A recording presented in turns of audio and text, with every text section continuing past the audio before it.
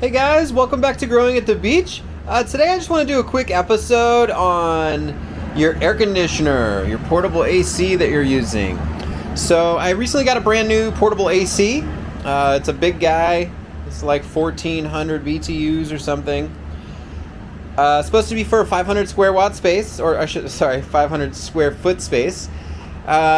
And when I plugged it in, I ran the intake and the outtake right next to each other, just like like they tell you to set it up, and it didn't do anything. If anything, it raised the temperature in my lung room, or I should say, all of my tents, because my lung room temperature was up.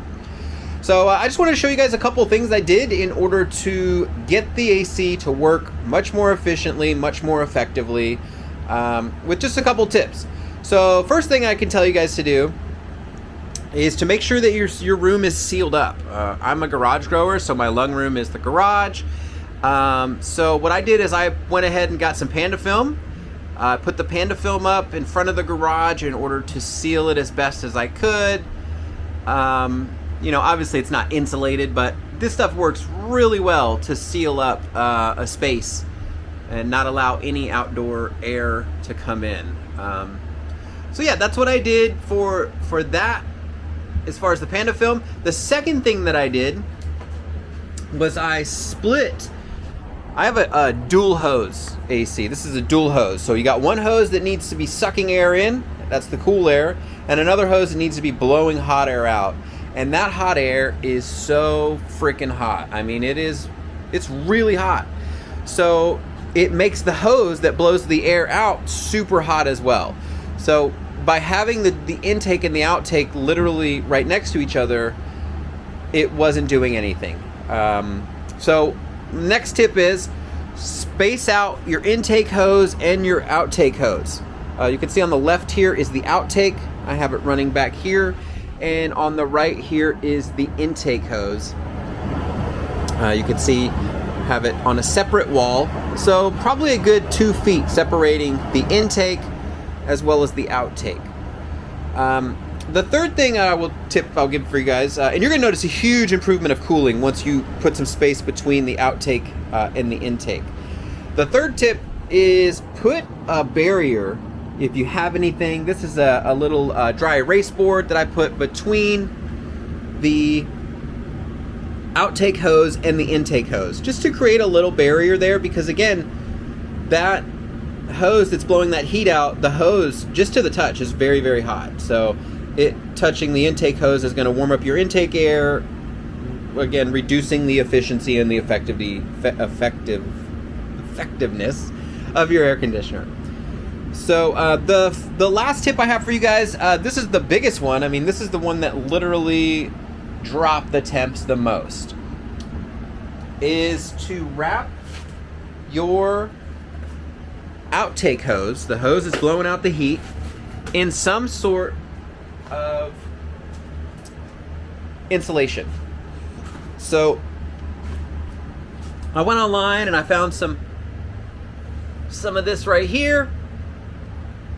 We're all familiar with this company. They make products that are very affordable. When I ordered this, I thought, oh, this is amazing. It's insulation and it's also tape. So I'll be able to tape up that outtake hose. Well, it's not tape. It's literally just insulation. Just to show you guys what it looks like. So you're going to need some really good duct tape. I recommend Gorilla Glue duct tape. Don't skimp on the duct tape. The cheaper duct tapes, pretty much any duct tape, unless it's Gorilla Glue, the heat will melt the adhesive that's on that tape. So highly recommend getting yourself some Gorilla Glue duct tape.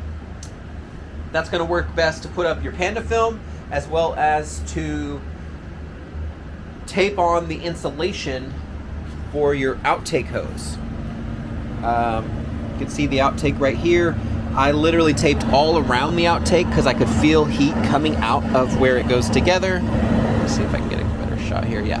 So I taped all this up right here, all the way around, and then I went through and I cut these insulation pieces and just put them on one at a time, overlapping them, super important, so you don't get any heat leaking out. But I mean, this thing is at least 6 or 7 degrees cooler than it was. I mean, it's pretty amazing. I'm shocked at how well. In fact, I wasn't going to use this because I bought it and I thought, well, I got the temps in the tent at 81 with the tent slightly cracked, so that'll work for now. But then this morning I thought, you know what, I'm going to try this freaking insulation and see what it does.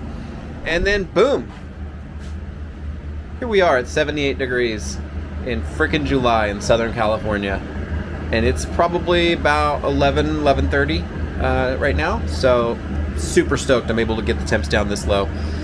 The main reason I'm doing this is because it is the last couple of weeks of flower, and I want to be able to preserve all the terpenes that I can in order to have the best quality medicine at the end. I brought my dry tent into the lung room or the grow room. Same.